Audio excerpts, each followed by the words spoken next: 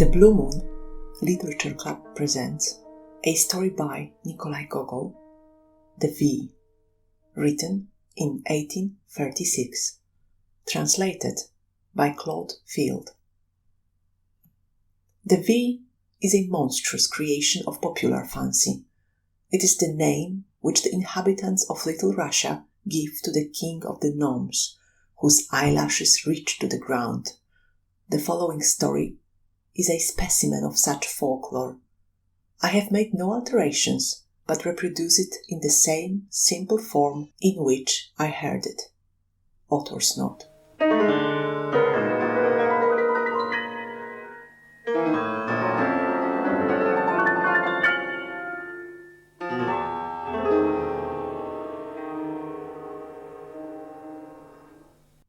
Part 1.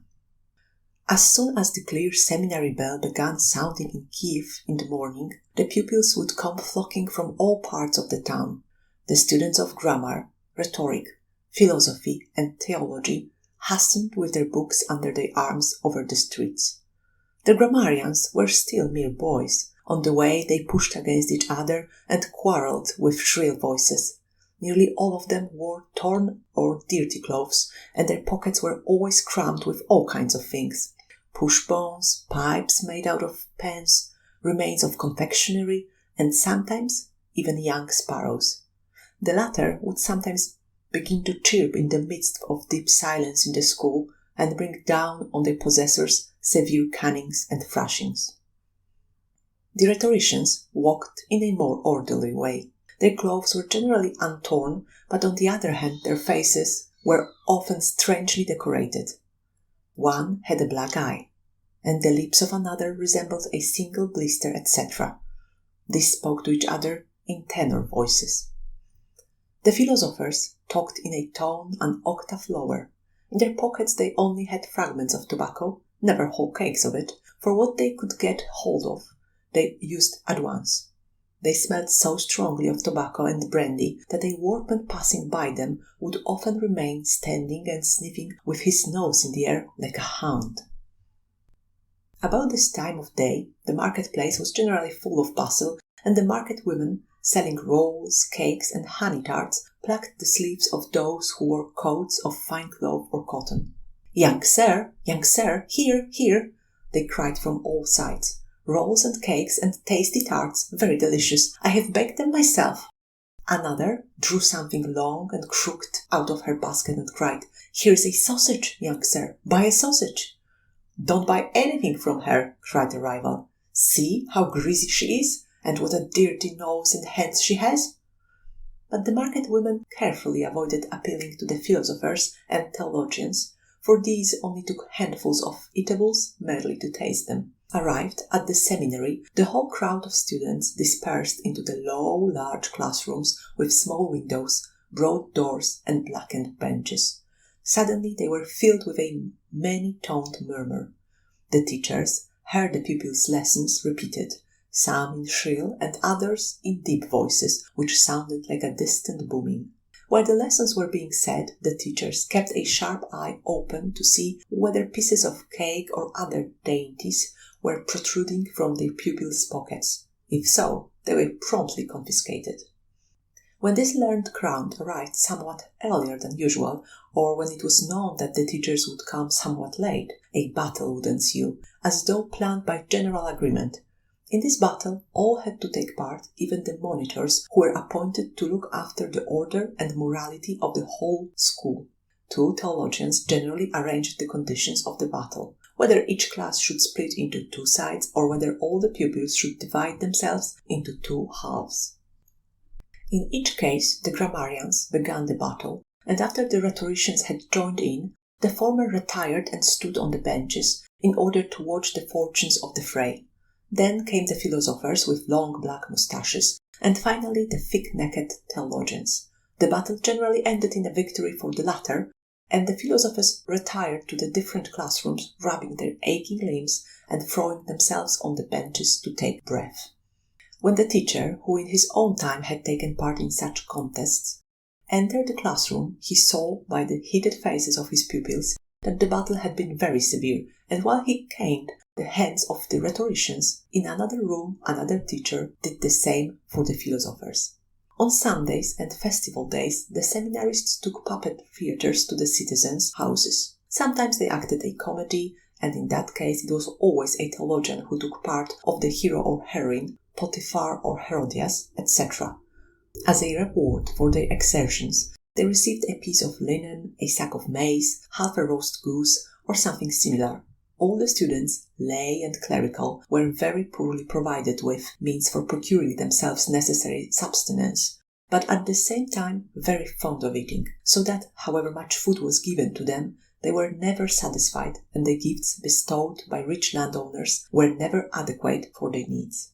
Therefore, the commissariat committee, consisting of philosophers and theologians, sometimes dispatched the grammarians and rhetoricians under the leadership of a philosopher, themselves sometimes joining in the expedition, with sacks on their shoulders into the town in order to levy a contribution on the flesh spots of the citizens, and then there was a feast in the seminary.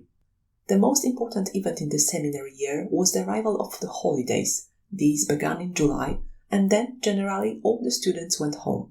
At that time all the roads were thronged with grammarians, rhetoricians, philosophers and theologians. He who had no home of his own would take up his quarters with some fellow student's family. The philosophers and theologians looked out for tutors' posts, taught the children of rich farmers, and received for doing so a pair of new boots and sometimes also a new coat. A whole troop of them would go off in close ranks like a regiment. They cooked their porridge in common and encamped under the open sky. Each had a bag with him containing a shirt and a pair of socks. The theologians were especially economical. In order not to wear out their boots too quickly, they took them off and carried them on a stick over their shoulders, especially when the road was very muddy. Then they tucked up their breeches over their knees and waded bravely through the pools and puddles. Whenever they spied a village near the highway, they at once left it, approached the house which seemed the most considerable, and began with loud voices to sing a psalm. The master of the house, an old Cossack engaged in agriculture, would listen for a long time with his head propped in his hands. Then, with tears on his cheeks, say to his wife, "What the students are singing sounds very devout. Bring out some lard and anything else of the kind we have in the house." After thus replenishing their stores, the students would continue their way. The farther they went, the smaller grew their numbers, as they dispersed to their various houses and left those whose homes were still further on. On one occasion, during such a march, 3 students left the main road in order to get provisions in some village, since their stock had long been exhausted. This party consisted of the theologian Kalava, the philosopher Thomas Brutus, and the rhetorician Tiberius Gorobec. The first was a tall youth with broad shoulders and of a peculiar character. Everything which came within reach of his fingers he felt obliged to appropriate. Moreover, he was a very melancholy disposition, and when he had got intoxicated, he hid himself in the most tangled thickets, so that the seminary officials had the greatest trouble in finding him.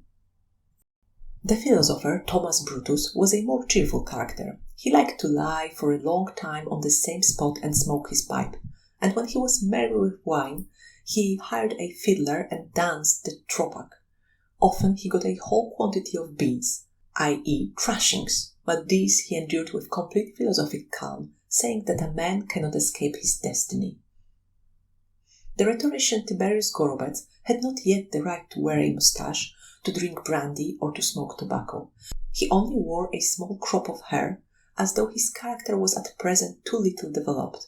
To judge by the great bumps on his forehead, with which he often appeared in the classroom, it might be expected that some day he would be a valiant fighter. Kalava and Thomas often pulled his hair as a mark of their special favour and sent him on their errands. Evening had already come when they left the high road. The sun had just gone down, and the air was still heavy with the heat of the day. The theologian and the philosopher strolled along, smoking in silence, while the rhetorician struck off the heads of the thistles by the wayside with his stick. The way wound on through thick woods of oak and walnut. Green hills alternated here and there with meadows. Twice already they had seen cornfields, from which they concluded that they were near some village, but an hour had already passed and no human habitation appeared. The sky was already quite dark, and only a red gleam lingered on the western horizon. "The deuce!" said the philosopher Thomas Brutus. "I was almost certain we would soon reach a village." The theologian still remained silent, looked round him, then put his pipe again between his teeth, and all three continued their way. "Good heavens!" exclaimed the philosopher, and stood still.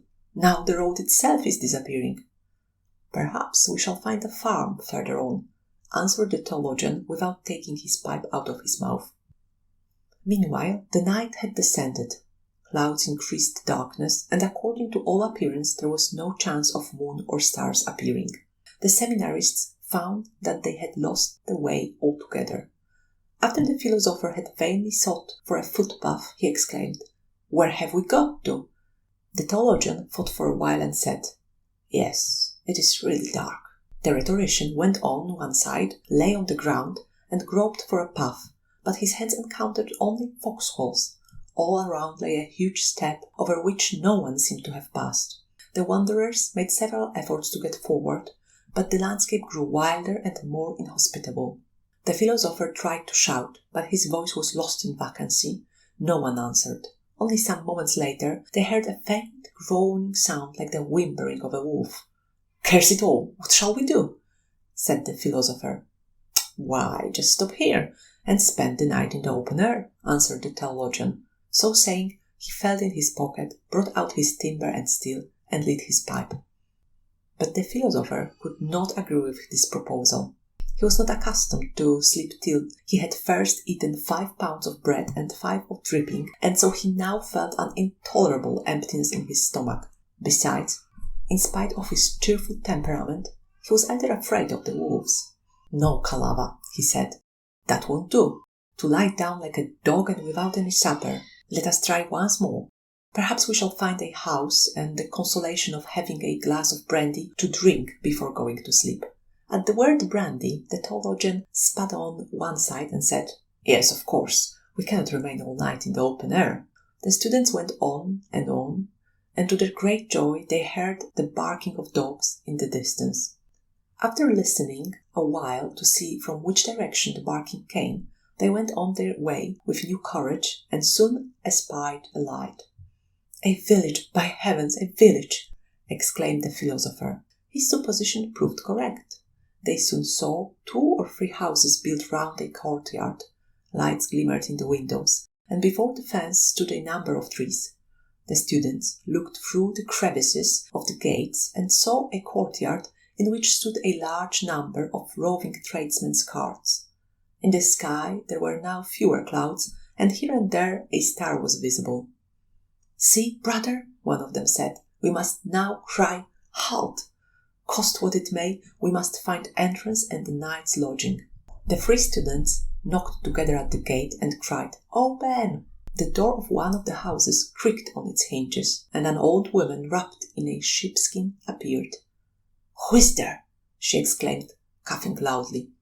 "Let us spend the night here, mother. We have lost our way, our stomachs are empty, and we do not want to spend the night out of doors." "But what sort of people are you?" "Quite harmless people. The theologian Kalava, the philosopher Brutus, and the rhetorician Gorobec." "It is impossible," answered the old woman. "The whole house is full of people, and every corner occupied. Where can I put you up? You are big and heavy enough to break the house down. I know these philosophers and theologians. When once one takes them in, they eat one out of house and home. Go further on. There is no room here for you." "Have pity on us, mother. How can you be so heartless? Don't let Christians perish. Put us up where you like, and if we eat up your provisions or do any other damage, may our hands wither up and all the punishment of heaven light on us." The old woman seemed a little touched. "Well," she said after a few moments' consideration, "I will let you in, but I must put you in different rooms, for I should have no quiet if you were all together at night." "Do just as you like. We won't say any more about it," answered the students. The gates moved heavily on their hinges, and they entered the courtyard. "Well now, mother," said the philosopher, following the old woman, "if you had a little scrap of something, by heavens, my stomach is as empty as a drum. I have not had a bit of bread in my mouth since early this morning." "Didn't I say so?" replied the old woman. "There you go begging at once. But I have no food in the house nor any fire. "But we will pay for everything," continued the philosopher. "We will pay early tomorrow in cash. Go on and be content with what you get. You are fine fellows whom the devil has brought here." Her reply greatly depressed the philosopher Thomas, but suddenly his nose caught the odor of dried fish. He looked at the breeches of the theologian who walked by his side and saw a huge fish's tail sticking out of his pocket. The latter had already seized the opportunity to steal a whole fish from one of the carts standing in the courtyard. He had not done this from hunger so much as from the force of habit. He had quite forgotten the fish and was looking about to see whether he could not find something else to appropriate. Then the philosopher put his hand in the theologian's pocket as though it were his own, and laid hold of his prize. The old woman found a special resting place for each student. The rhetorician she put in a shed, the theologian in an empty storeroom, and the philosopher in a sheep's stall. As soon as the philosopher was alone, he devoured the fish in a twinkling, examined the fence which enclosed the stall, kicked away a pig from a neighbouring stall, which had inquiringly inserted its nose through a crevice, and lay down on his right side to sleep like a corpse. Then the low door opened, and the old woman came crouching into the stall. "Well, mother, what do you want here?" asked the philosopher. She made no answer, but came with outstretched arms towards him. The philosopher shrank back, but she still approached, as though she wished to lay hold of him. A terrible fright seized him, for he saw the old hag's eyes sparkle in an extraordinary way. "Away with you, old witch! Away with you!" he shouted, but she still stretched her hands after him. He jumped up in order to rush out, but she placed herself before the door, fixed her glowing eyes upon him, and again approached him. The philosopher tried to push her away with his hands, but to his astonishment he found that he could neither lift his hands, nor move his legs, nor utter an audible word. He only heard his heart beating, and saw the old woman approach him, place his hands crosswise on his breast, and bend his head down. Then, with the agility of a cat, she sprang on his shoulders, struck him on the side with a broom, and he began to run like a racehorse, carrying her on his shoulders. All this happened with such swiftness that the philosopher could scarcely collect his thoughts. He laid hold of his knees with both hands in order to stop his legs from running, but to his great astonishment they kept moving forward against his will, making rapid springs like a Caucasian horse. Not till the house had been left behind them and a wide plain stretched before them, bordered on one side by a black gloomy wood, did he say to himself, "Oh, it is a witch!" The half-moon shone pale and high in the sky. Its mild light, still more subdued by intervening clouds, fell like a transparent veil on the earth. Woods, meadows, hills, and valleys all seemed to be sleeping with open eyes. Nowhere was a breath of air stirring. The atmosphere was moist and warm. The shadows of the trees and bushes fell sharply defined on the sloping plain. Such was the night through which the philosopher Thomas Brutus sped with his strange rider. A strange, oppressive, and yet sweet sensation took possession of his heart. He looked down and saw how the grass beneath his feet seemed to be quite deep and far away. Over it there flowed a flood of crystal-clear water, and the grassy plain looked like the bottom of a transparent sea. He saw his own image, and that of the old woman whom he carried on his back, clearly reflected in it. Then he beheld how, instead of the moon, a strange sun shone there. He heard the deep tones of bells, and saw them swinging. He saw a water nixie rise from a bed of tall reeds. She turned to him, and her face was clearly visible, and she sang a song which penetrated his soul. Then she approached him and nearly reached the surface of the water, on which she burst into laughter and again disappeared. Did he see it, or did he not see it? Was he dreaming, or was he awake? But what was that below? Wind or music? It sounded and drew nearer, and penetrated his soul like a song that rose and fell. What is it? He thought as he gazed into the depths and still sped rapidly along. The perspiration flowed from him in streams. He experienced simultaneously a strange feeling of oppression and delight in all his being. Often he felt as though he had no longer a heart, and pressed his hand on his breast with alarm. Weary to death, he began to repeat all the prayers which he knew and all the formulas of exorcism against evil spirits. Suddenly he experienced a certain relief. He felt that his pace was slackening. The witch weighed less heavily on his shoulders, and the thick herbage of the plain was again beneath his feet, with nothing especial to remark about it. "Splendid," thought the philosopher Thomas, and began to repeat his exorcism in still louder voice. Then, suddenly, he wrenched himself away from under the witch and sprang on her back in his turn.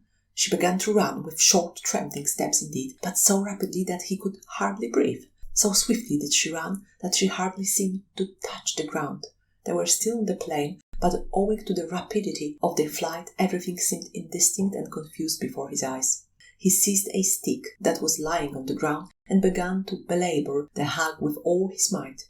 She uttered a wild cry, which at first sounded raging and threatening, then it became gradually weaker and more gentle, till at last it sounded quite low, like the pleasant tones of a silver bell, so that it penetrated his innermost soul.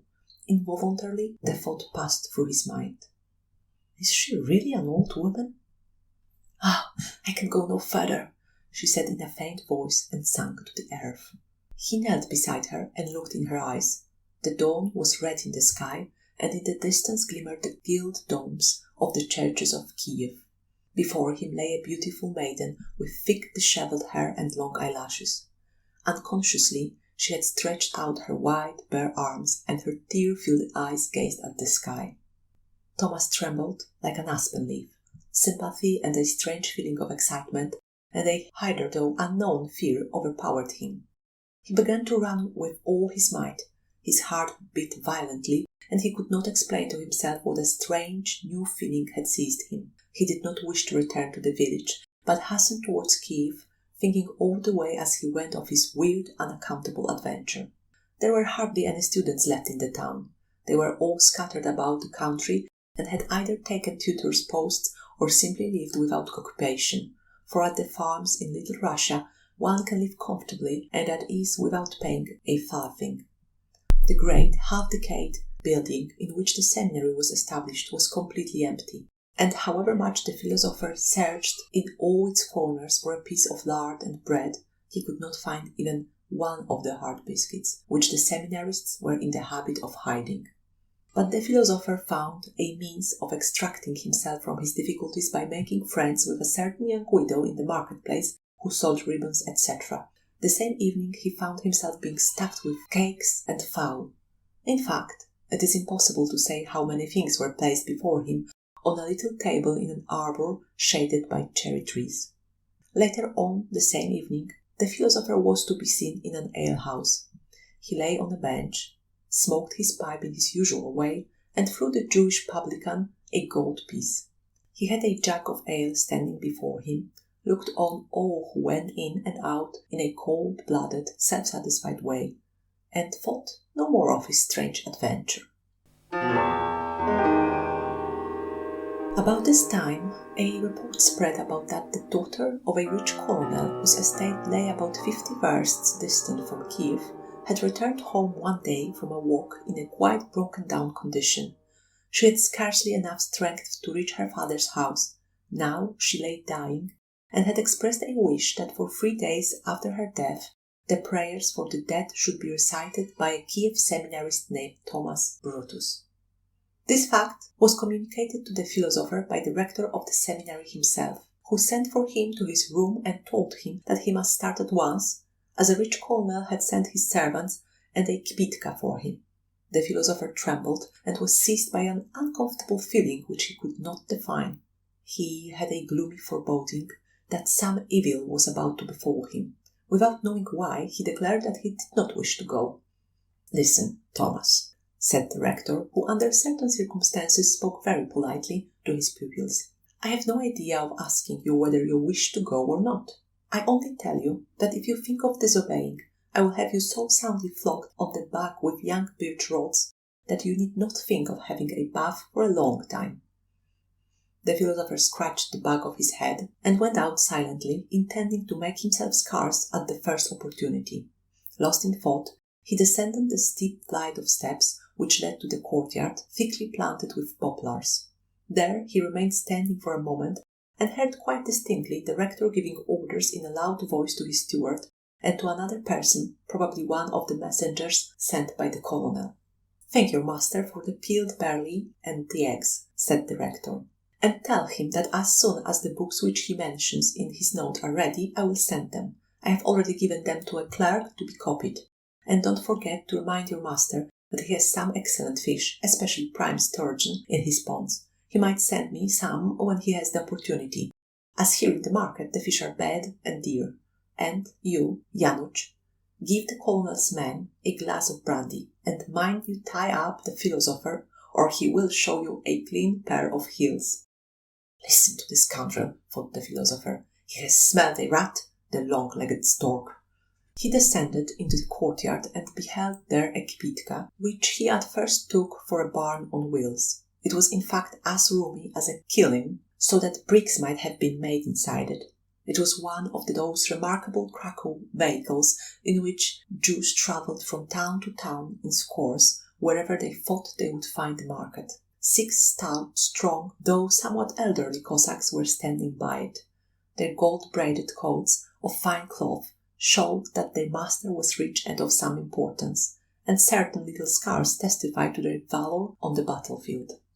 "What can I do?" thought the philosopher. "There's no escaping one's destiny." So he stepped up to the Cossacks and said, "Good day, comrades." "Welcome, Mr. Philosopher," some of them answered. "Well, I am to travel with you. It is a magnificent vehicle," he continued as he got into it. "If there were only musicians present, one might dance in it." "Yes, it is a roomy carriage," said one of the Cossacks, taking his seat by the coachman. The latter had tied a cloth round his head, as he had already found an opportunity of pawning his cap in the alehouse. The other 5, with the philosopher, got into the capacious kibitka and sat upon sacks which were filled with all sorts of articles purchased in the city. "I should like to know," said the philosopher, "if this equipage were laden with salt or iron, how many horses would be required to draw it?" "Yes," said the Cossack, who sat by the coachman, after thinking a short time, "it would require a good many horses." After giving this satisfactory answer, the Cossack considered himself entitled to remain silent for the whole of the rest of the journey. The philosopher would gladly have found out who the colonel was and what sort of a character he had. He was also curious to know about his daughter, who had returned home in such a strange way and now lay dying, and whose destiny seemed to be mingled with his own, and wanted to know the sort of life that was lived in the colonel's house. But the Cossacks were probably philosophers like himself, for, in answer to his inquiries, they only blew clouds of tobacco and settled themselves more comfortably on their sacks. Meanwhile, one of them addressed to the coachman on the box a brief command. "Keep your eyes open, Overko, you old sleepyhead, and when you come to the alehouse on the road to Chukrailov, don't forget to pull up and wake me and the other fellows if we are asleep." Then he began to snore pretty loud, but in any case his admonition was quite superfluous, for scarcely had the enormous equipage begun to approach the aforesaid alehouse than they all cried with one mouth, "Halt! Halt!" Besides this, Overko's horse was accustomed to stop outside every inn of its own accord. In spite of the intense July heat, they all got out and entered a low, dirty room where a Jewish innkeeper received them in a friendly way as old acquaintances. He brought in the skirt of his long coat some sausages, and laid them on the table, where, though forbidden by the Talmud, they looked very seductive. All sat down at table, and it was not long before each of the guests had an earthenware jug standing in front of him. The philosopher, Thomas, had to take part in the feast, and as the little Russians, when they are intoxicated, always begin to kiss each other or to weep, the whole room soon began to echo with demonstrations of affection. Come here, spirit, let me embrace thee. Come here, Dorosh, let me press you to my heart." One Cossack, with a grey moustache, the eldest of them all, leaned his head on his hand and began to weep bitterly, because he was an orphan and alone in God's wide world.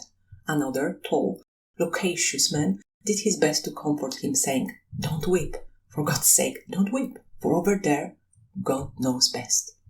The Cossack who had been addressed as Dorosh was full of curiosity and addressed many questions to the philosopher Thomas. "I should like to know," he said, "what do you learn in your seminary? Do you learn the same things as the deacon reads to us in church or something else?" "Don't ask," said the consular. "Let them learn what they like. God knows what is to happen. God knows everything." "No, I will know," answered Dorosh. "I will know what is written in their books. Perhaps it is something quite different from that in the deacon's book." "Oh, good heavens," said the other. "Why all this talk? It is God's will, and one cannot change God's arrangements." "But I will know everything that is written. I will enter the seminary too. By heaven I will. Do you think perhaps I could not learn? I will learn everything. Everything." "Oh, heavens!" exclaimed the consular, and let his head sink on the table, for he could no longer hold it upright. The other Cossacks talked about the nobility and why there was a moon in the sky. When the philosopher Thomas saw the state they were in, he determined to profit by it and to make his escape. In the first place, he turned to the grey-headed Cossack, who was lamenting the loss of his parents.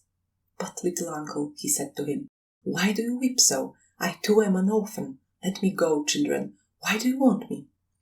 "Let him go," said some of them. "He's an orphan. Let him go where he likes." They were about to take him outside themselves, when the one who had displayed a special thirst for knowledge stopped them, saying, "No, I want to talk with him about the seminary. I'm going to the seminary myself."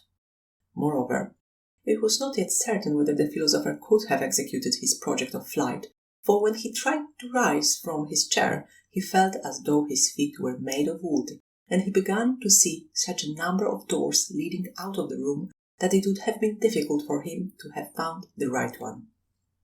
It was not till evening that the company remembered that they must continue their journey. They crowded into the kibitka, whipped up the horses, and struck up a song, the words and sense of which were hard to understand. During a great part of the night they wandered about, having lost the road which they ought to have been able to find blindfolded. At last they drove down a steep descent into a valley, and the philosopher noticed, by the sides of the road, hedges, behind which he caught glimpses of small trees and house roofs. All these belonged to the colonel's estate.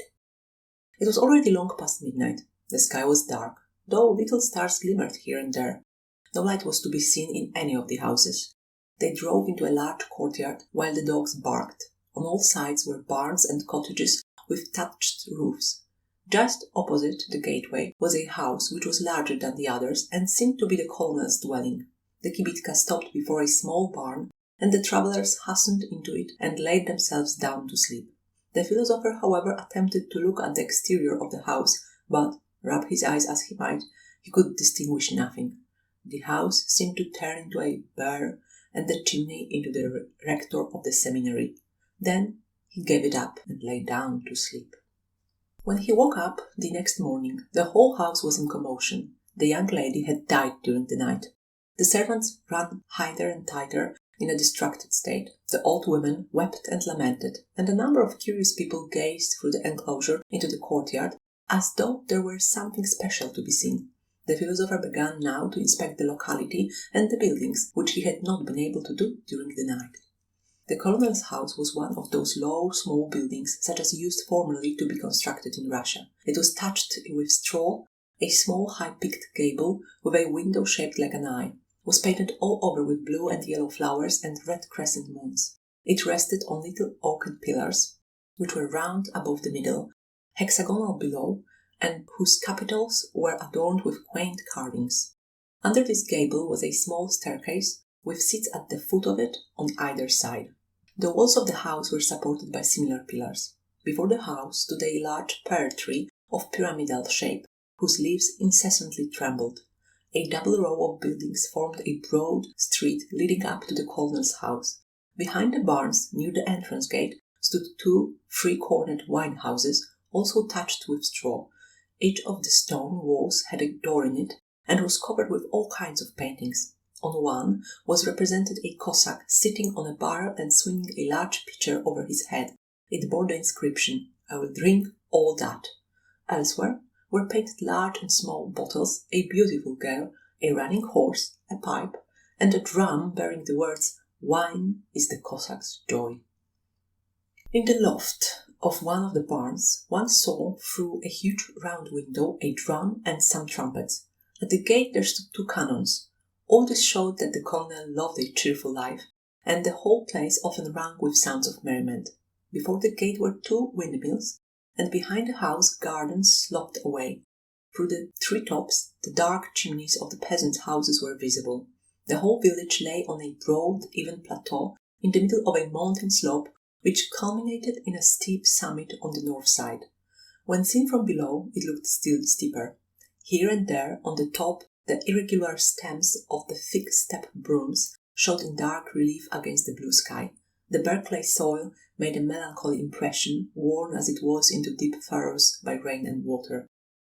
On the same slope there stood 2 cottages, and over one of them a huge apple tree spread its branches. The roots were supported by small props whose interstices were filled with mold. The apples, which were blown off by the wind, rolled down to the courtyard below. A road wound round the mountain to the village. When the philosopher looked at this steep slope and remembered his journey of the night before, he came to the conclusion that either the colonel's horses were very sagacious, or that the Cossacks must have very strong heads, as they ventured, even when the worse for drink, on such a road with the huge kibitka. When the philosopher turned and looked in the opposite direction, he saw quite another picture. The village reached down to the plain, meadows stretched away to an immense distance, their bright green growing gradually dark. Far away, about 20 versts off, many other villages were visible. To the right of these meadows were chains of hills, and in the remote distance one saw the Dnieper shimmer and sparkle like a mirror of steel. "What a splendid country," said the philosopher to himself. "It must be fine to live here. One could catch fish in Dnieper and in the ponds, and shoot and snare partridges and bustards. There must be quantities here.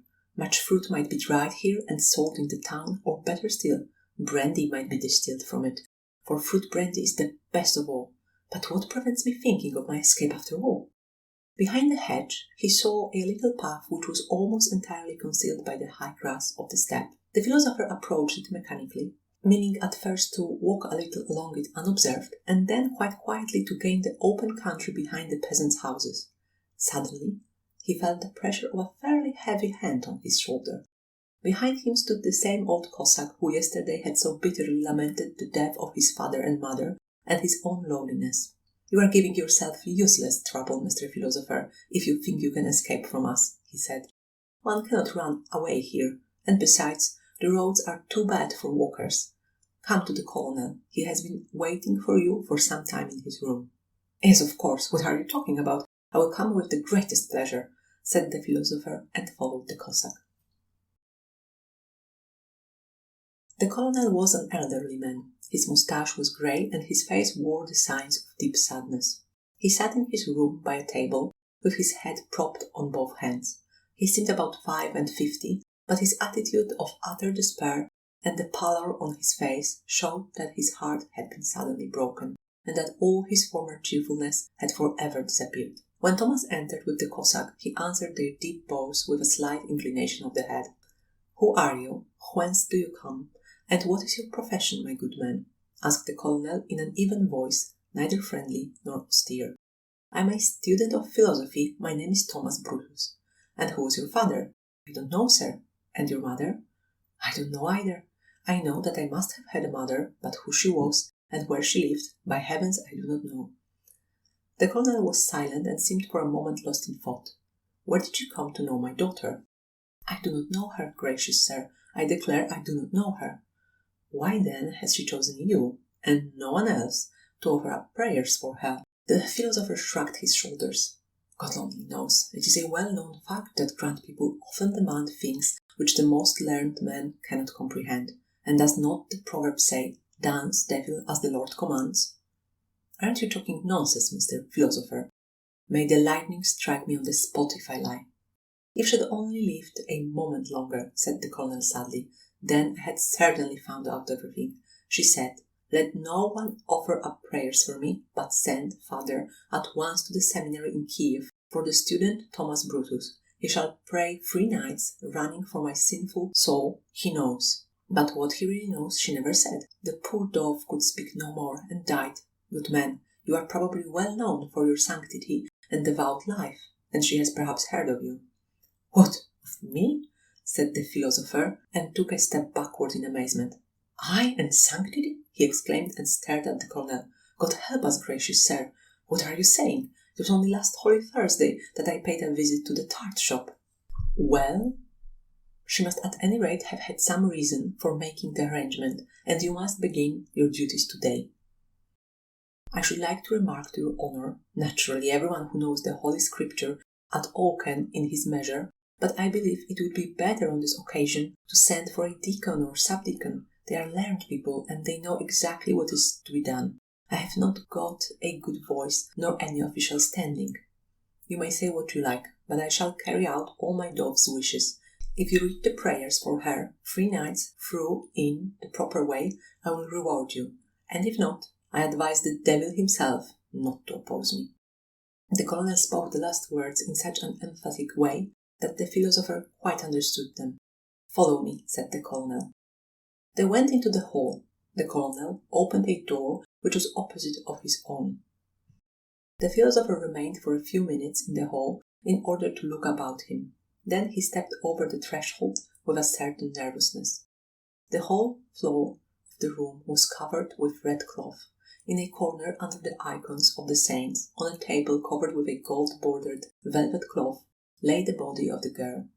Tall candles, round which were wound branches of the kalina, stood at her head and feet, and burned dimly in the broad daylight. The face of the dead was not to be seen, as the inconsolable father sat before his daughter, with his back turned to the philosopher. The words which the latter overheard filled him with a certain fear. I do not mourn, my daughter, that in the flower of your age you have prematurely left the earth to my grief, but I mourn, my dove, that I do not know my deadly enemy who caused your death. Had I only known that anyone would even conceive the idea of insulting you, or of speaking a disrespectful word to you, I swear by heaven he would never have seen his children again, if he had been as old as myself, nor his father and mother if he had been young, and I would have thrown his corpse to the birds of the air and the wild beasts of the steppe. But woe is me, my flower, my dove, my light. I will spend the remainder of my life without joy, and wipe the bitter tears which flow out of my old eyes, while my enemy will rejoice and laugh in secret over the helpless old man. He paused, overpowered by grief, and streams of tears flowed down his cheeks. The philosopher was deeply affected by the sight of such inconsolable sorrow. He coughed gently in order to clear his throat. The colonel turned and signed to him to take his place at the head of the dead girl, before a little prayer desk on which some books lay. I can manage to hold out for 3 nights, thought the philosopher, and then the colonel will fill both my pockets with ducats. He approached the dead girl, and after coughing once more, began to read, without paying attention to anything else, and firmly resolved not to look at her face. Soon there was deep silence, and he saw that the colonel had left the room. Slowly he turned his head in order to look at the corpse. A violent shudder thrilled through him. Before him lay a form of such beauty as is seldom seen upon earth. It seemed to him that never in a single face had so much intensity of expression and harmony of feature been united. Her brow, soft as snow and pure as silver, seemed to be thinking. The fine, regular eyebrows shadowed proudly the closed eyes, whose lashes gently rested on her cheeks, which seemed to glow with secret longing. Her lips still appeared to smile, but at the same time he saw something in these features which appalled him. A terrible depression seized his heart, as when in the midst of dance and song someone begins to chant a dirge. He felt as though those ruby lips were colored with his own heart's blood. Moreover, her face seemed dreadfully familiar. "The witch!" he cried out in a voice which sounded strange to himself. Then he turned away and began to read the prayers with white cheeks. It was the witch whom he had killed.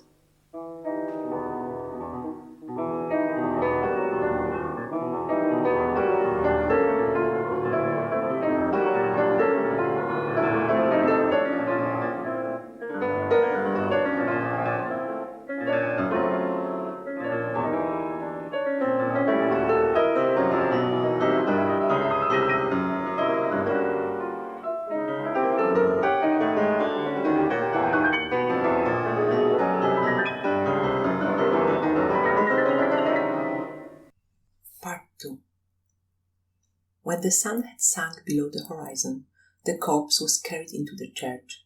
The philosopher supported one corner of the black-draped coffin upon his shoulder, and felt an ice-cold shiver run through his body. The colonel walked in front of him, with his right hand resting on the edge of the coffin. The wooden church, black with age and overgrown with green lichen, stood quiet at the end of the village in gloomy solitude. It was adorned with 3 round cupolas. One saw at the first glance that it had not been used for divine worship for a long time. Lighted candles were standing before almost every icon. The coffin was set down before the altar. The old colonel kissed his dead daughter once more, and then left the church together with the bearers of the bier, after he had ordered his servant to look after the philosopher and to take him back to the church after supper. The coffin bearers, when they returned to the house, all laid their hands on the stove. This custom is always observed in Little Russia by those who have seen a corpse.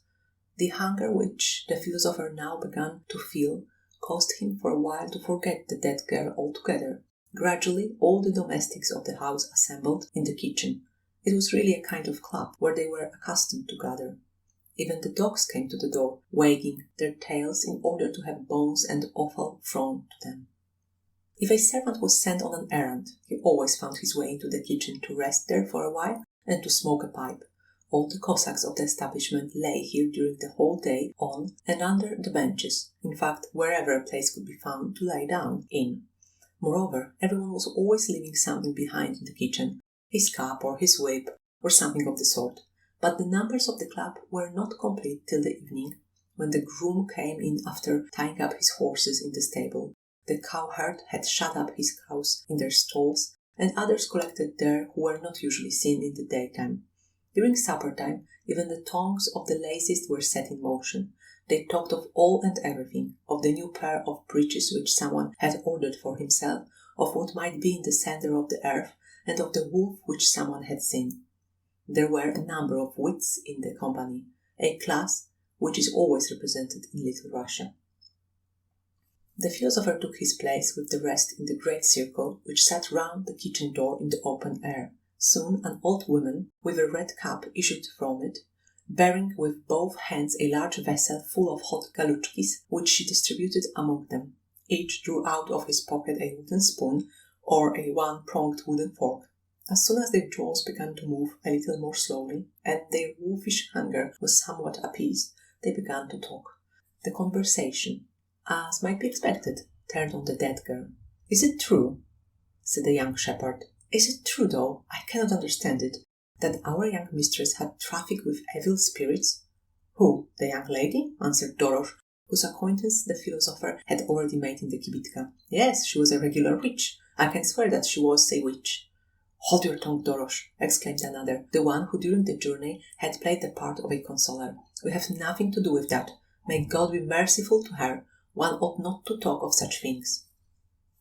But Dorosh was not at all inclined to be silent. He had just visited the wine cellar with the steward on important business, and having stooped 2 or 3 times over 1 or 2 casks, he had returned in a very cheerful and loquacious mood. "Why do you ask me to be silent?" he answered. "She has ridden on my own shoulders, I swear she has." "Say, uncle," asked the young shepherd, "are there signs by which to recognize a sorceress?"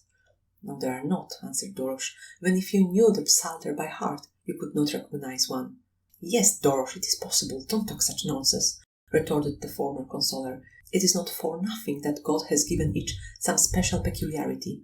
The learned maintain that every witch has a little tail."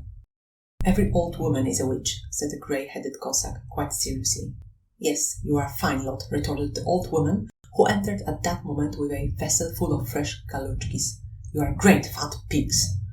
A self-satisfied smile played round the lips of the old Cossack, whose name was Yavtuch, when he found that his remark had touched the old woman on a tender point. The shepherd burst into such a deep and loud explosion of laughter as if 2 oxen were lowing together. This conversation excited in the philosopher a great curiosity, and a wish to obtain more exact information regarding the colonel's daughter. In order to lead the talk back to the subject, he turned to his next neighbour and said, "I should like to know why all the people here think that the young lady was a witch. Has she done harm to anyone, or killed them by witchcraft?" "Yes, there are reports of that kind." answered a man, whose face was as flat as a shovel. Who does not remember the huntsman Nikita or the... What has the huntsman Nikita got to do with it? Asked the philosopher. Stop! I will tell you the story of Nikita, interrupted Dorosh. No, I will tell it, said the groom, for he was my godfather. I will tell the story of Nikita, said Spirit. Yes, yes, Spirit shall tell it, exclaimed the whole company, and Spirit began. You, Mr. Philosopher Thomas, did not know Nikita. He was an extraordinary man. He knew every dog as though he were his own father. The present huntsman, Mikola, who sits 3 places away from me, is not fit to hold a candle to him, though good enough in his way, but compared to Nikita, he is a mere milksop. You tell the tale splendidly, exclaimed Dorosh, and nodded as a sign of approval. Spirit continued. He saw a hare in the field quicker than you can take a pinch of snuff. He only needed to whistle, "Come here, Razboy, come here, Bozdraya," and flew away on his horse like the wind, so that you could not say whether he went quicker than the dog or the dog than he. He could empty a quart pot of brandy in the twinkling of an eye. Oh, he was a splendid huntsman. Only for some time he always had his eyes fixed on the young lady. Either he had fallen in love with her, or she had bewitched him. In short, he went to the dogs. He became a regular old woman. Yes, he became the devil knows what. It is not fitting to relate it. Very good, remarked Dorosh.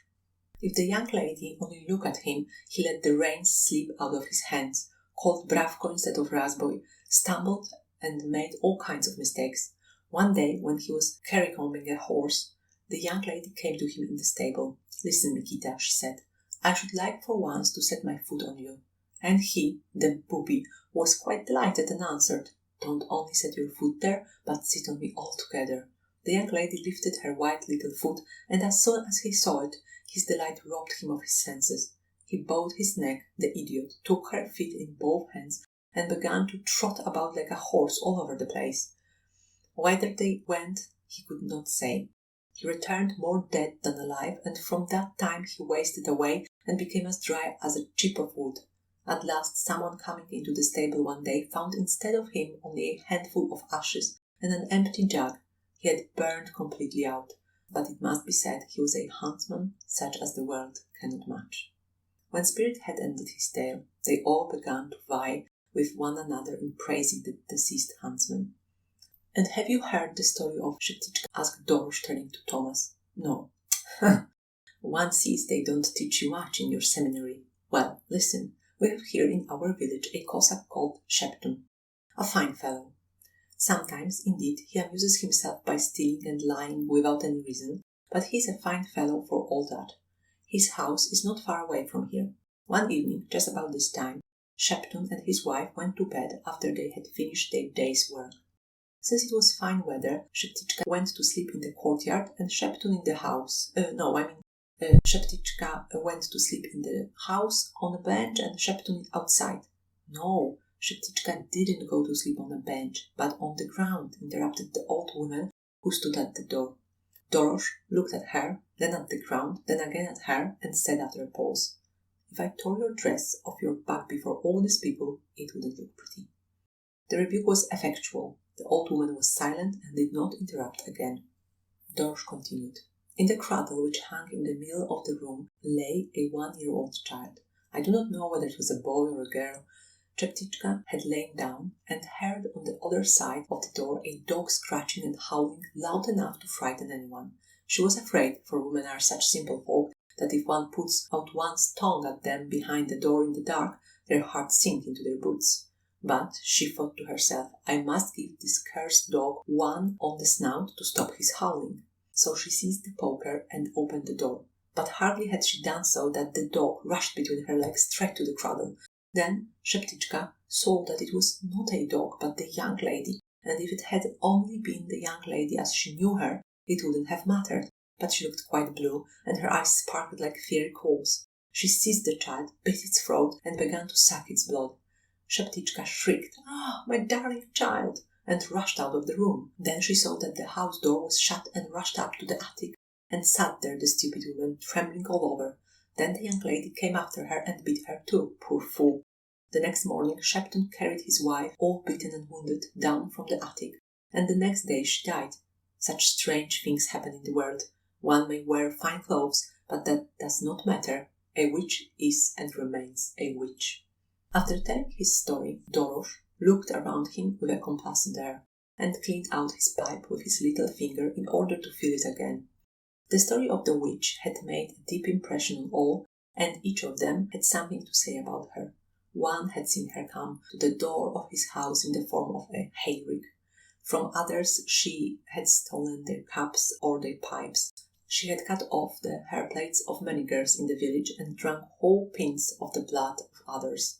At last the whole company observed that they had gossiped over their time, for it was already night.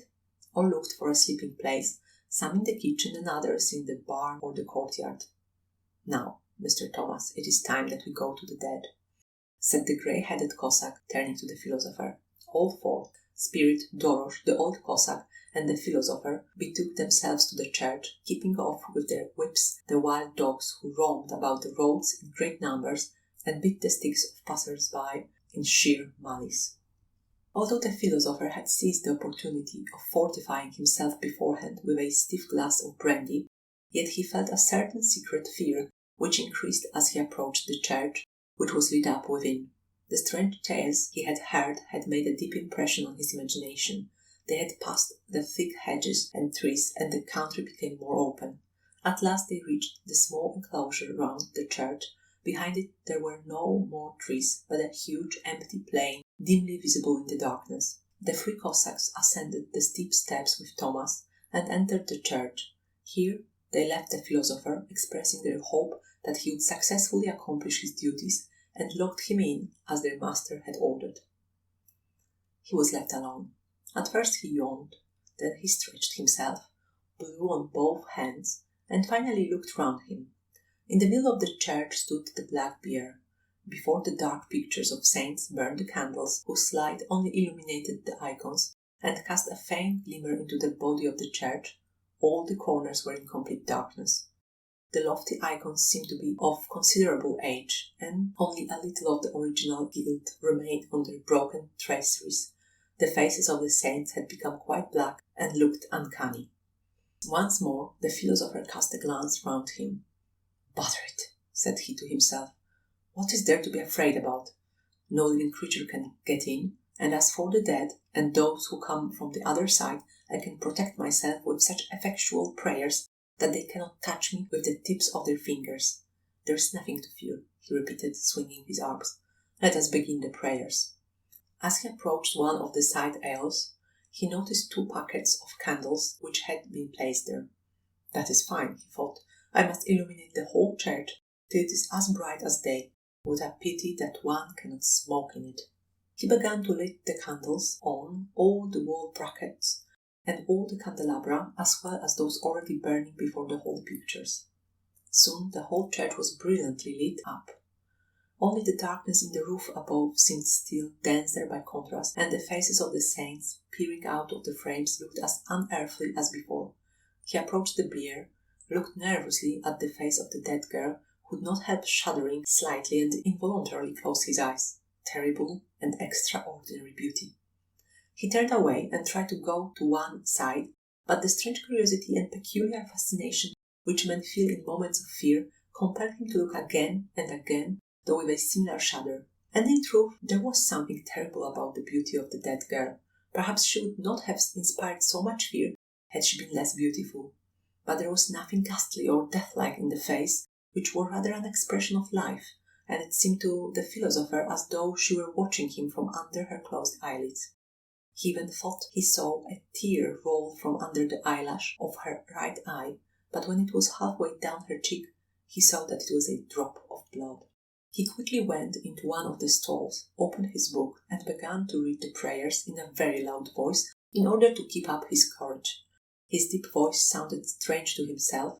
In the grave-like silence, it aroused no echo in the silent and desolate wooden walls of the church.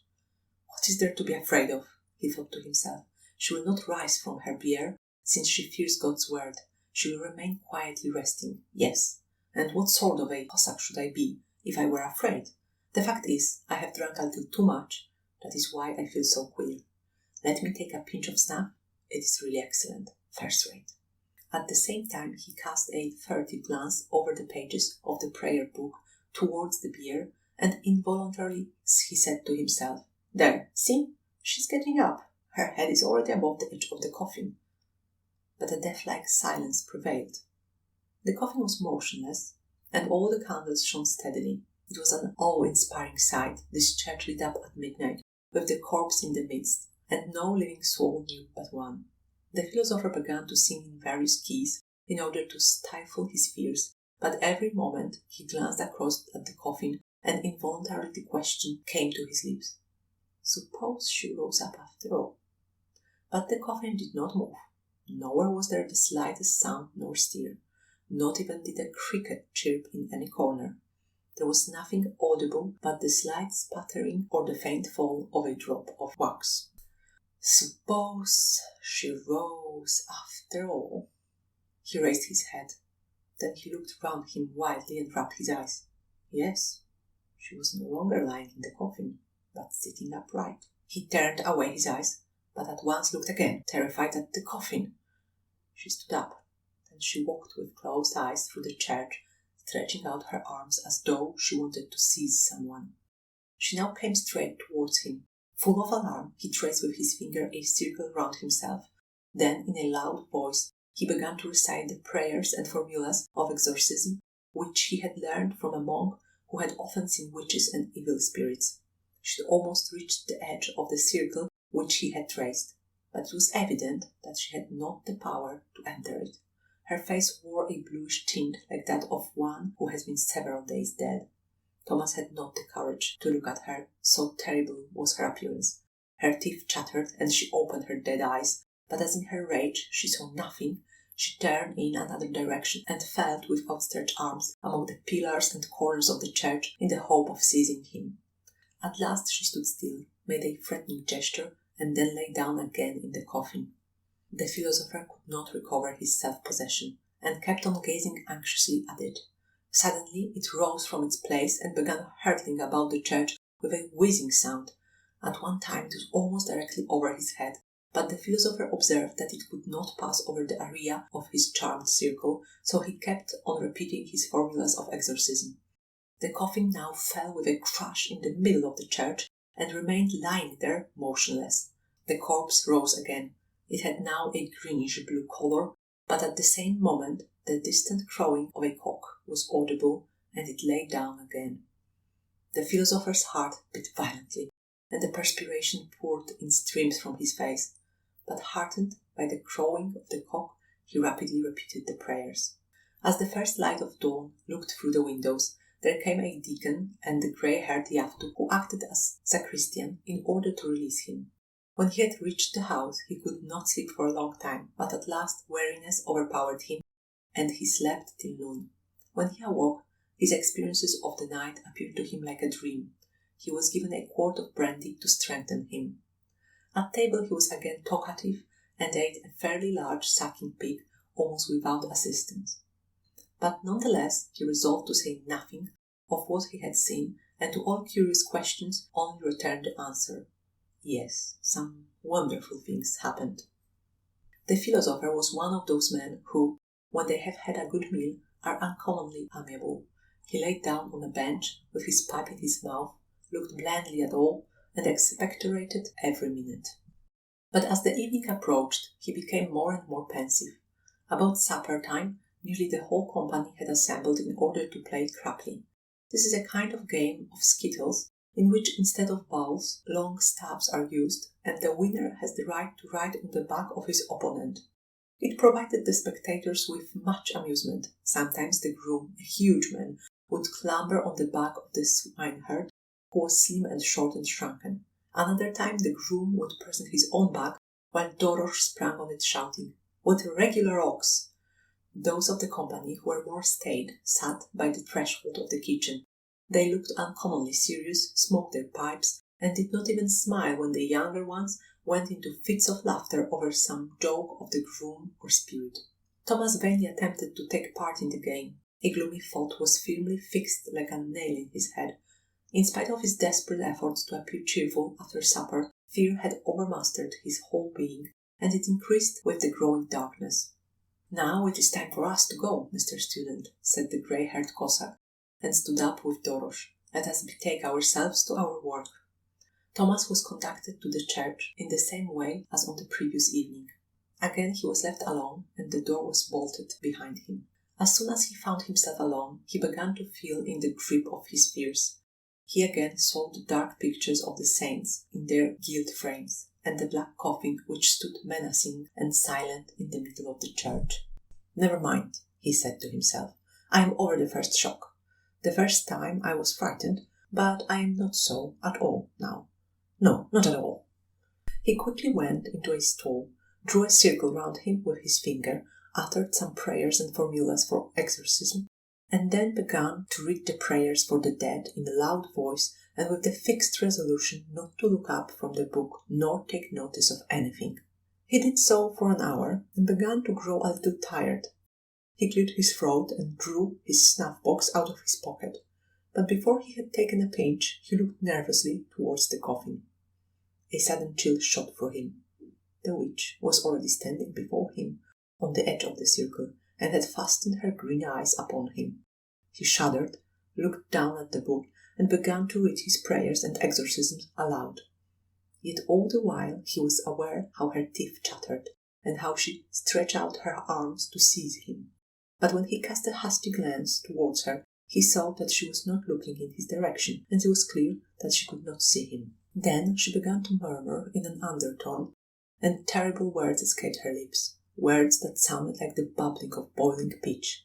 The philosopher did not know their meaning, but he knew that they signified something terrible and were intended to counteract his exorcisms. After she had spoken, a stormy wind arose in the church, and there was a noise like the rushing of many birds. He heard the noise of their wings and claws as they flapped against and scratched at the iron bars of the church windows. There were also violent blows on the church door, as if someone were trying to break it in pieces. The philosopher's heart beat violently. He did not dare to look up, but continued to read the prayers without a pause. At last there was heard in the distance the shrill sound of a cock's crow. The exhausted philosopher stopped and gave a great sigh of relief. Those who came to release him found him more dead than alive. He had leaned his back against the wall and stood motionless, regarding them without any expression in his eyes. They were obliged almost to carry him to the house. He then shook himself, asked for and drank a quart of brandy. He passed his hand through his hair and said, "There are all sorts of horrors in the world, and such dreadful things happen that—" Here he made a gesture, as though to ward off something. All who heard him bent their heads forward in curiosity. Even a small boy who ran on everyone's errands stood by with his mouth wide open. Just then a young woman in a close-fitting dress passed by. She was the old cook's assistant and very coquettish. She always stuck something in her bodice by way of ornament, a ribbon or a flower, or even a piece of paper if she could not find nothing else. "Good day, Thomas," she said as she saw the philosopher. "Dear me, what has happened to you?" she exclaimed, striking her hands together. "Well, what is it, you silly creature?" "Good heavens, you have grown quite grey." "Yes, so he has," said Spirit, regarding him more closely. "You have grown as grey as our old Yaftuk." When the philosopher heard that, he hastened into the kitchen, where he had noticed on the wall a dirty, three-cornered piece of looking-glass. In front of it hung some forget-me-nots, evergreens, and a small garland, a proof that it was the toilet glass of the young coquette. With alarm he saw that it actually was as they had said. His hair was quite grizzled. He sank into a reverie. At last he said to himself, "I will go to the colonel, tell him all, and declare that I will read no more prayers. He must send me back at once to Kiev." With this intention he turned towards the doorsteps of the colonel's house. The colonel was sitting motionless in his room. His face displayed the same hopeless grief which Thomas had observed on it on his first arrival, only the hollows in his cheeks had deepened. It was obvious that he took very little or no food. A strange paleness made him look almost as though made of marble. "Good day," he said as he observed Thomas standing, cap in hand, at the door. "Well, how are you getting on? All right?" "Yes, sir, all right. Such hellish things are going on that one would like to rush away as far as one's feet can carry one." "How so?" "Your daughter, sir. When one considers the matter, she is, Of course, of noble descent, no one can dispute that, but don't be angry and may God grant her eternal rest. Very well, what about her? She is in league with the devil. She inspires one with such dread that all prayers are useless. Pray! Pray! It was not for nothing that she sent for you. My dove was troubled about her salvation and wished to expel all evil influences by means of prayer. I swear, gracious sir, it is beyond my power. Pray! Pray, continued the colonel in the same persuasive tone. There is only one night more. You are doing a Christian work, and I will reward you richly. However great your rewards may be, I will not read the prayers any more, sir, said Thomas in a tone of decision. Listen, philosopher, said the colonel with a menacing air. I will not allow any objections. In your seminary you may act as you like, but here it won't do. If I have you noted, it will be somewhat different to the rector's cannings. Do you know what a strong kanchuk is? Of course I do, said the philosopher in a low voice. A number of them together are insupportable. Yes, I think so too. But you don't know yet how hot my fellows can make it, replied the colonel threateningly. He sprang up, and his face assumed a fierce, despotic expression, betraying the savagery of his nature, which had been only temporarily modified by grief. After the first flogging, they poured on brandy and then repeated, Go away and finish your work. If you don't obey, you won't be able to stand again, and if you do, you will get 1,000 ducats. That is a devil of a fellow, thought the philosopher to himself, and went out. One can't trifle with him. But wait a little, my friend, I will escape you so cleverly that even your hounds can't find me. He determined, under any circumstances, to run away, and only waited till the hour after dinner arrived, when all the servants were accustomed to take a nap on the hay in the barn, and to snore and puff so loudly that it sounded as if machinery had been set up there. At last the time came. Even Yavtuch stretched himself out in the sun and closed his eyes. Tremblingly and on tiptoe, the philosopher stole softly into the garden, whence he thought he could escape more easily into the open country. This garden was generally so choked up with weeds that it seemed admirably adapted for such an attempt. With the exception of a single path used by the people of the house, the whole of it was covered with cherry trees, elder bushes, and tall heath thistles with fibrous red buds. All these trees and bushes had been thickly overgrown with ivy, which formed a kind of roof. Its tendrils reached to the hedge and fell down on the other side in snake-like curves among the small, wide field flowers. Behind the hedge which bordered the garden was a dense mass of wild heather, in which it did not seem probable that anyone would care to venture himself, and the strong, stubborn stems of which seemed likely to baffle any attempt to cut them. As the philosopher was about to climb over the hedge, his teeth chattered, and his heart beat so violently that he felt frightened at it.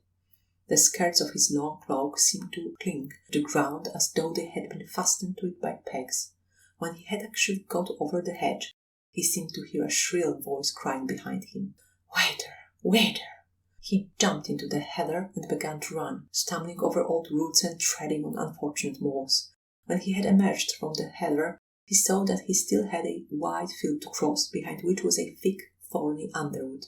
This, according to his calculation, must stretch as far as the road leading to Kiev, and if he reached it, he would be safe. Accordingly, he ran over the field and plunged into the thorny copse. Every sharp thorn he encountered tore a fragment from his coat. Then he reached a small open space. In the center of it stood a willow, whose branches hung down to the earth, and close by flowed a clear spring bright as silver. The first thing the philosopher did was to lay down and drink eagerly, for he was intolerably thirsty. Splendid water, he said, wiping his mouth. This is a good place to rest in. No, better run farther. Perhaps we are being followed, said a voice immediately behind him. Thomas started and turned. Before him stood Yavtuch. This devil of a Yavtuch, he thought. I should like to seize him by the feet and smash his hangdog face against the trunk of a tree. Why did you go round such a long way? Continued Yavtuch. You had much better have chosen the path by which I came. It leads directly by the stable. Besides, it is a pity about your coat. Such splendid cloth. How much did it cost an ell? Well, we have had a long enough walk. It is time to go home. The philosopher followed Yavtuch in a very depressed state. Now the accursed witch will attack me in earnest, he thought. But what have I really to fear? Am I not a Cossack? I have read the prayers for 2 nights already. With God's help I will get through the 3rd night also. It is plain that the witch must have a terrible load of guilt upon her, else the evil one would not help her so much. Feeling somewhat encouraged by these reflections, he returned to the courtyard and asked Dorosh, who sometimes by the steward's permission had access to the wine cellar, to fetch him a small bottle of brandy. The 2 friends sat down before a barn and drank a pretty large one. Suddenly the philosopher jumped up and said, "I want musicians. Bring some musicians." But without waiting for them, he began to dance the tropak in the courtyard. He danced till tea time, and the servants, who, as is usual in such cases, had formed a small circle round him, grew at last tired of watching him and went away saying, "By heavens, the man can dance." Finally, the philosopher lay down in the place where he had been dancing and fell asleep. It was necessary to pour a bucket of cold water on his head to wake him up for supper. At the meal he enlarged on the topic of what a Cossack ought to be and how he should not be afraid of anything in the world. "It is time," said Yavtuch. "Let us go." "I wish I could put a lighted match to your tongue," thought the philosopher. Then he stood up and said, "Let us go." On their way to the church, the philosopher kept looking round him on all sides and tried to start a conversation with his companions, but both Yavtuch and Dorosh remained silent. It was a weird night. In the distance, wolves howled continually, and even the barking of the dogs had something unearthly about it. "That doesn't sound like wolves howling, but something else," remarked Dorosh. Yavtuch still kept silence, and the philosopher did not know what answer to make. They reached the church and walked over the old wooden planks, whose rotten condition showed how little the lord of the manor cared about God and his soul. Yavtuch and Dorosh left the philosopher alone as on the previous evenings.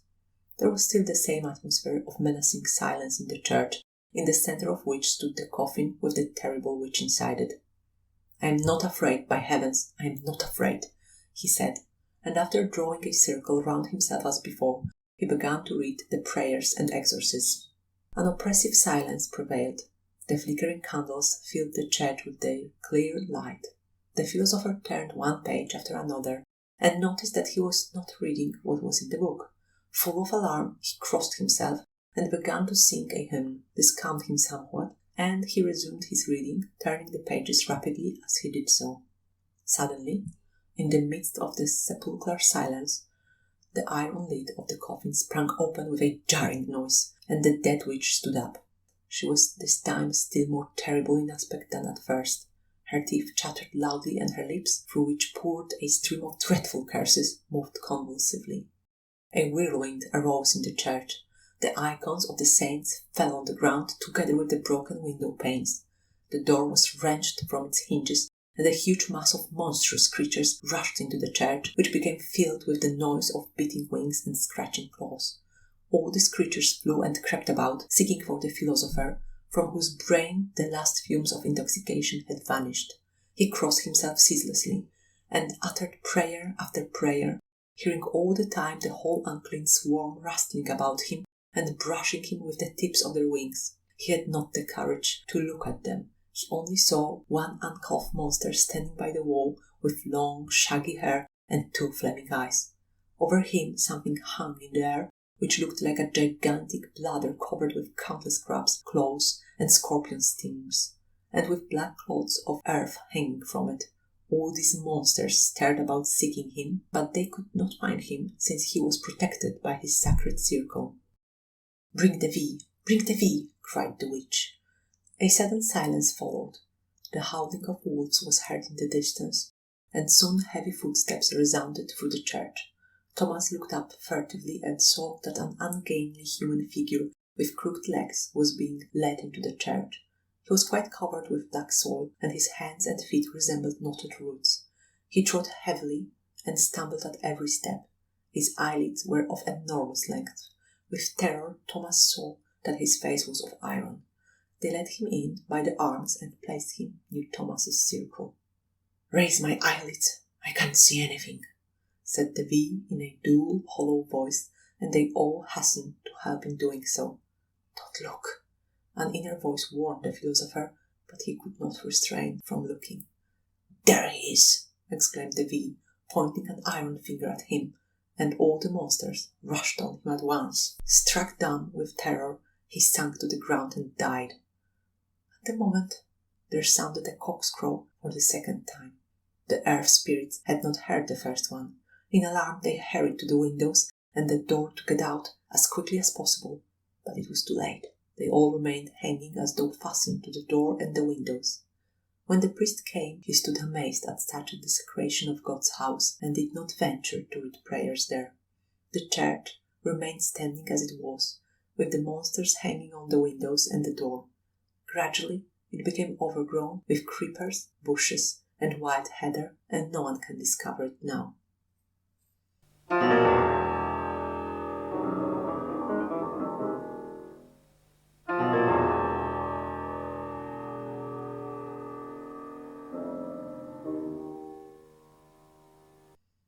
When the report of this event reached Kiev, and the theologian Kalava heard what a fate had overtaken the philosopher Thomas, he sank for a whole hour into deep reflection. He had greatly altered of late. After finishing his studies, he had become bell ringer of one of the chief churches in the city, and he always appeared with a bruised nose, because the belfry staircase was in ruinous condition. "Have you heard what has happened to Thomas?" said Tiberius Gorobec, who had become a philosopher and now wore a moustache. "Yes, God had appointed it so," answered the bell ringer. "Let us go to the ale-house. We will drink a glass to his memory." The young philosopher, who, with the enthusiasm of a novice, had made such full use of his privileges as a student that his breeches and coat and even his cap reeked of brandy and tobacco, agreed readily to the proposal. "He was a fine fellow, Thomas," said the bell ringer, as the limping innkeeper set the third jug of beer before him. "A splendid fellow, and lost his life for nothing." "I know why he perished," said Gorobec. "Because he was afraid. If you had not feared her, the witch could have done nothing to him.